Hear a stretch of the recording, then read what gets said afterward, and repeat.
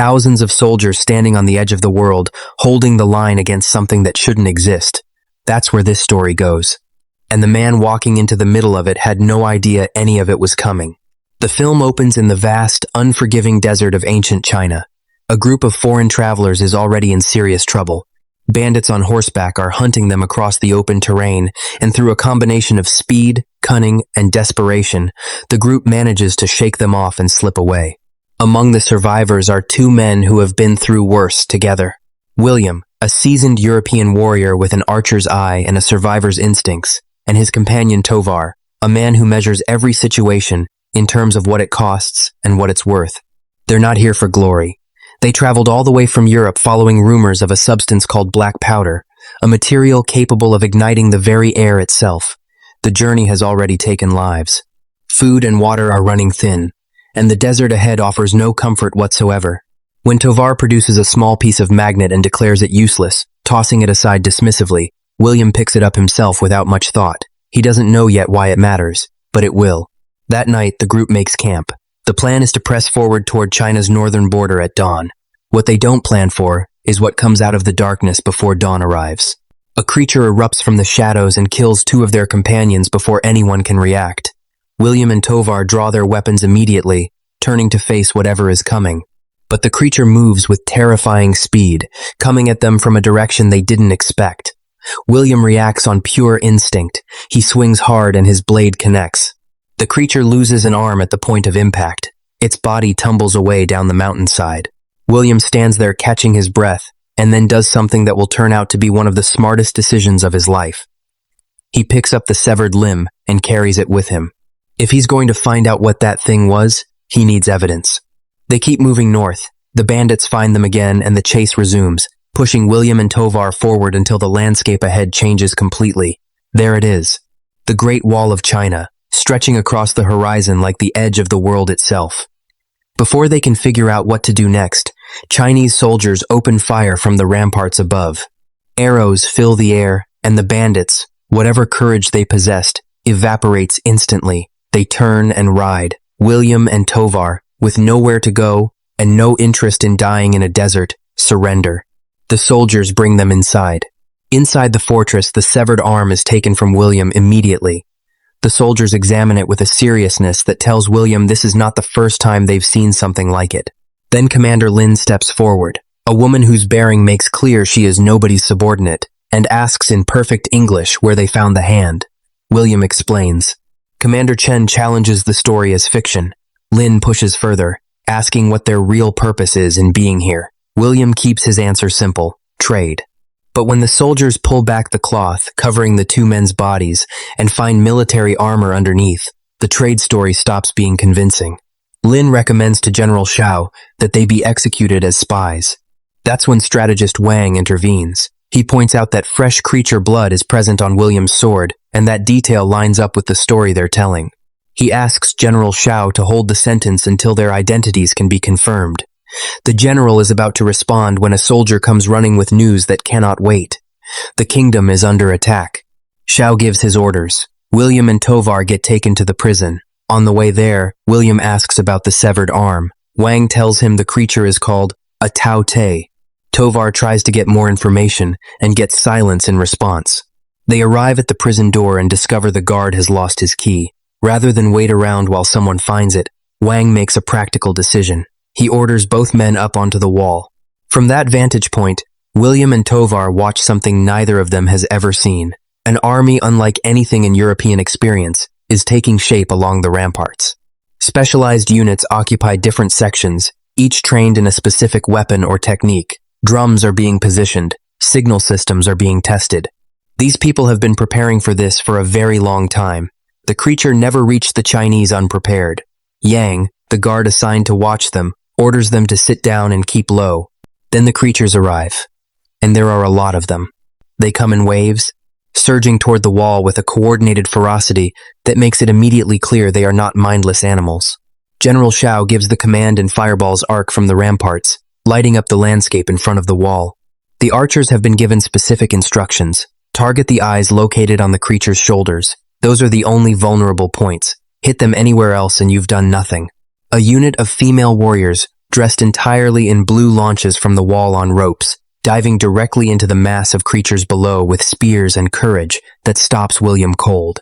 But the creatures are fast and powerful and merciless. Several of the women are seized and killed before they can return to the wall. The casualties are significant and immediate. Tovar spots something strange in the chaos. A European man standing among the Chinese soldiers, watching rather than fighting, moving like someone who has figured out how to exist inside this situation without becoming part of it. His name is Ballard, and something about the way he carries himself tells William he knows more about this place than he should. He files that away for later. Down below, in the mass of creatures, a figure can be seen at the center of the formation, the Queen. She moves differently from the others, and the others move in response to her. Wang tells Xiao they need to target the Queen directly, since she's controlling the entire assault through some form of signal transmitted from her head to every creature under her command. Xiao gives the order, and multiple fireballs are launched at the Queen simultaneously. The larger creatures around her raise their bodies like shields and absorb every impact without flinching. The Queen, untouched and furious, sends out a new command. The creatures begin climbing the wall. The situation deteriorates fast. Xiao orders every soldier to stop them from getting over the top at any cost. One creature does make it over, and starts tearing through soldiers near William and Tovar's position. William watches it for a moment and turns to Yang. He points out, in a voice calibrated specifically for the young soldier's ego, that a warrior of Yang's reputation shouldn't be standing back while a creature does this. Yang charges. The creature throws him aside like he weighs nothing. William immediately runs in with a spear, driving it into the creature's mouth. Tovar comes in hard with a shield. The creature redirects its attention toward Tovar, and William uses the split second to drive the spear into the shoulder eye. The creature drops. Two more come over the wall within moments. Tovar grabs a piece of red cloth and uses it to draw them both in the same direction. William lines up the angle and puts arrows through both shoulder eyes in rapid succession. Both creatures fall. Then the Queen's signal changes.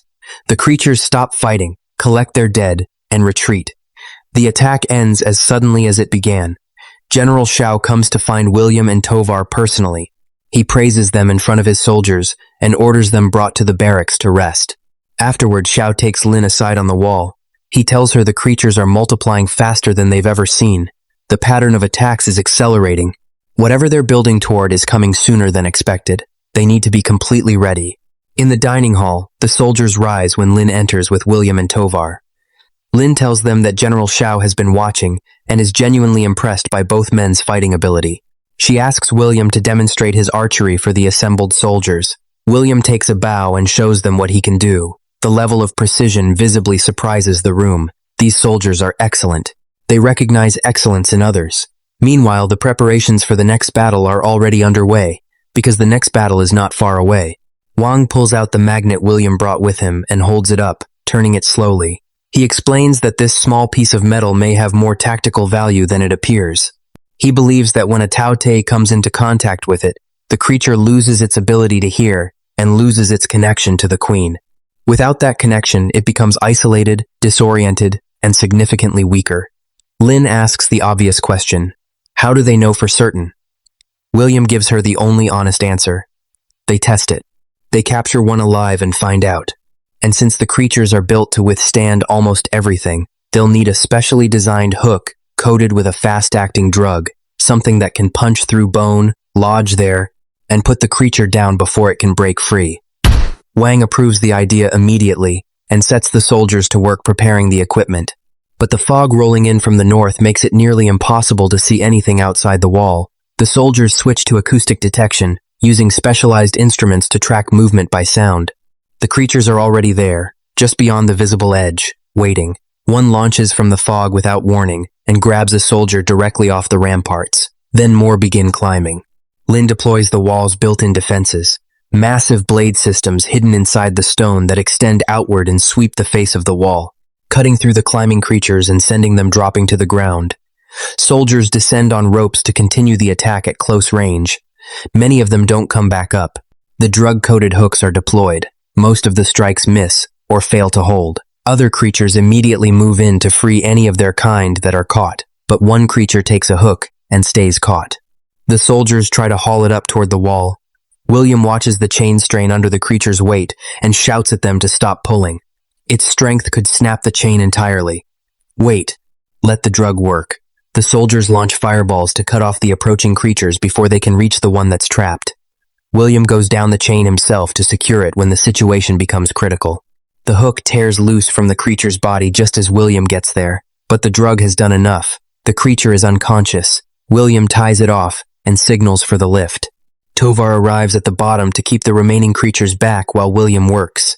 Lynn calls for the black powder weapons when the firewall stops being sufficient, and the resulting blasts tear through the approaching wave. The gate opens. They pull everyone back in. The creature comes with them. The captured creature is in a cage and trying to break out. Wang approaches with the magnet and holds it close. The creature stops immediately. Complete stillness under the magnet's influence. Every person in the room watches it happen, and nobody has a word for what they're seeing. The king's vizier arrives and orders the creature transported to the capital at once. Wang argues strongly against moving it before they've finished studying it. The vizier is following direct orders. The creature goes. While preparations for the next attack are underway, Ballard and Tovar make their move. They locate the armory, crack it open with a black powder charge, and start loading up on weapons. The explosion brings William running. Tovar tells him they have everything they came for and that it's time to leave. William refuses. He's not walking away from these people while their kingdom is under assault. Tovar demands to know how William expects this army to survive against creatures like these. William stays where he is. Ballard doesn't wait for the argument to resolve. He hits William from behind with something heavy and walks out with Tovar and the stolen weapons. When William regains consciousness, he's under arrest. Lynn refuses to believe he wasn't part of the theft. Yang steps forward and tells her exactly what he saw. William didn't steal anything. He was trying to stop them. Lynn says nothing for a long moment. She still sends William to prison. Ballard and Tovar make it into the desert. While Tovar goes ahead to scout a route, Ballard takes the horses loaded with black powder and leaves. Every asset gone. Out in the desert later, a group of pirates strips Ballard of everything he took. While they're celebrating with the stolen goods, a black powder bomb accidentally ignites in the middle of the party. The explosion kills everyone present, Ballard included.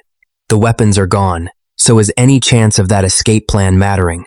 Back at the capital, the vizier presents the caged creature to the king. He pulls back the covering to give the king a direct look. The king stares at it. Then the vizier makes a catastrophic mistake. He tries to remove the magnet from the unconscious creature to wake it up for a better display. The creature opens its eyes, shoves the vizier hard, and the magnet flies across the room. Free of the magnet's influence, the creature immediately sends a signal. Somewhere far away, the queen receives the capital's exact location. The vizier scrambles to recover the magnet and gets it back against the creature in time to stop it, but the signal has already gone out. At the wall, a soldier frees William from his cell. Yang makes the call and takes responsibility for it. William finds Wang and asks what's happening. Wang tells him the creatures have broken through the tunnel network running beneath the wall. They're heading directly for the capital. William asks if there's any way to stop them. Wang says there's one path, but only one. The queen has to die. If the queen falls, every creature falls with her. But the queen is surrounded by the most heavily armored creatures in the entire force, and no conventional weapon can reach her through that protection. Wang tells William to take what he needs and go. Get out. Warn the rest of the world what's coming. William tells Wang to get him an airship. He's going to the capital. Lynn and her soldiers arrive at the capital by airship to find the city in chaos. Creatures are moving through the streets and buildings with devastating effect. One drops from above and kills a soldier mid-flight. Another tears through a wall and hits Lynn's ship directly, sending Lynn and the soldiers she's with crashing to the ground. Creatures close in from multiple directions. A soldier tries to reach her and is gone in an instant. William arrives from above with a spear and pulls Lynn upward just before the creatures get to her. She takes a black powder charge from his hand and drops it into the mass below. The explosion clears enough space to breathe. From where they're standing, they can see the queen in the center of the city, feeding. Her bodyguards stand in formation around her. Wang tells them this is the only window. The creatures will not attack while the queen is feeding. This is the moment, and it won't last. Their airship takes structural damage and they're forced down. Royal soldiers capture all of them before they can act and bring them into the palace. The king comes out from behind the throne and wants an explanation for why the capital is burning. Wang tells him the truth and lays out the only strategy that can still work. The captured creature, black powder charges attached to its body, a canal system running beneath the city. Get the creature into position below the queen and detonate. They prepare the unconscious creature and move it into the canal. The group moves through the water in near silence. Above them, through the gaps, they can hear creatures running across the streets. One wrong sound, and the whole thing falls apart. A soldier's footstep in the water is too loud. Creatures above react and reach down, grabbing Yang and others from the surface. William throws a shield to protect Yang before the creature can finish the attack. When they reach Yang, he's badly hurt. They can't carry him and complete the mission at the same time. The decision is made to leave him and come back. Nobody is comfortable with it, but there's no other answer. They get into position and begin removing the restraints on the creature. More creatures drop into the canal to intercept them. Before they can reach the group, Yang detonates the black powder charges strapped to his own body. The explosion takes out every creature in the canal. It also takes out Yang. The 3 remaining members of the group stand there in the water for a moment before Wang opens the canal gate and removes the magnet from the creature. The creature wakes up immediately, sees William and the others, and begins to move aggressively. Wang holds the magnet up, and the creature freezes. Raw meat has been placed beyond the gate. The creature can smell it. Wang releases the magnet's hold just enough to let hunger override aggression. The creature moves toward the food. They follow it out and watch from cover as one of the queen's enormous bodyguard creatures inspects it. The inspection is tense and silent. Then the bodyguard steps aside. The creature is allowed through. It moves toward the queen with all that black powder attached to its body. Then another creature spots William and the 2 others, and the moment is over. They throw themselves back into the canal and seal the door. The creatures outside start battering it. Wang tells William and Lin to go up and finish this while he holds the door. William reaches the top and looks out. The queen is still feeding. He fires an explosive at her. The bodyguards catch it on their shields before it arrives. The queen looks up. William and Lin pull back before she can locate them. She sends the creatures back to eating and orders a search. Wang throws the magnet up to William just as the creatures break into the canal below. They tear Wang apart. William has 2 shots left and he knows it. He fires again at the queen. The bodyguards block it again. This time the queen sees him clearly. Her signal goes out to every creature in the city simultaneously. They start climbing the tower where William and Lin are standing. 1 explosive left. William and Lin go over the edge together on a rope.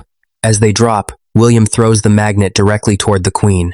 Lin fires the last explosive right behind it.